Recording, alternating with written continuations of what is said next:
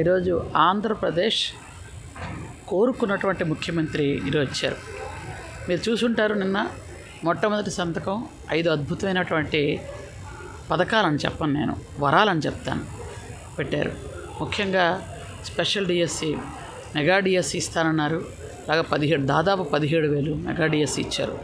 అన్నా క్యాంటీన్ కానీ, 4,000 రూపాయల పెన్షన్ కానీ, ముఖ్యంగా ఏంటంటే భూ చట్టం అది తీసుకొచ్చి పేదవాడి దగ్గర ఉన్న భూమంతా లాక్కోవాలనుకున్నారు.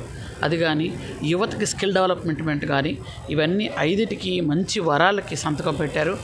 చంద్రబాబు నాయుడు గారు ముఖ్యమంత్రి కావాలి అని 80% మంది కోరుకున్నారు. అందుకే ఎప్పుడూ కనీ విని ఎరగని రీతిలో 93% ఎమ్మెల్యేలు ఈసారి గెలిచారు. అంటే దాన్ని బట్టి మనం అర్థం చేసుకోవాలి.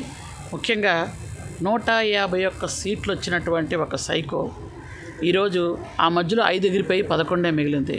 ఆ 5 పంచభూతాలను పూర్తిగా ఆక్రమించుకున్నారు. భూమి, నేల, గాలి, మొత్తం నీళ్లు అన్నీ ఆక్రమించేసి మనుషుల్ని చిత్రవద చేసేశారు. అది ప్రజలు గమనించారు. కాబట్టి ఖచ్చితంగా మా చంద్రబాబు నాయుడు గారిని ముఖ్యమంత్రి చేశారు. మేము ఎవరం కూడా కక్ష సాధింపు చర్యలు చేయదలుచుకోలేదు. ఖచ్చితంగా పరిపాలన మీద దృష్టి పెట్టాలనుకున్నాం. అలాగే ఆయన టీంలో నన్ను ఒక మెంబర్ చేసినందుకు ఆయనకి నా హృదయపూర్వక ధన్యవాదాలు. మా లోకేష్ బాబు గారికి ధన్యవాదాలు.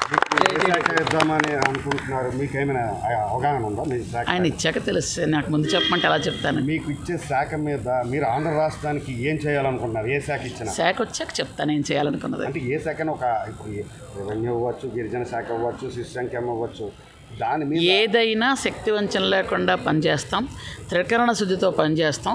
ఏ శాఖ ఇచ్చినా ఆ శాఖకి న్యాయం చేస్తాం, ప్రజలకు సేవ చేస్తాం. Thank you. For more videos like this, subscribe Big TV channel.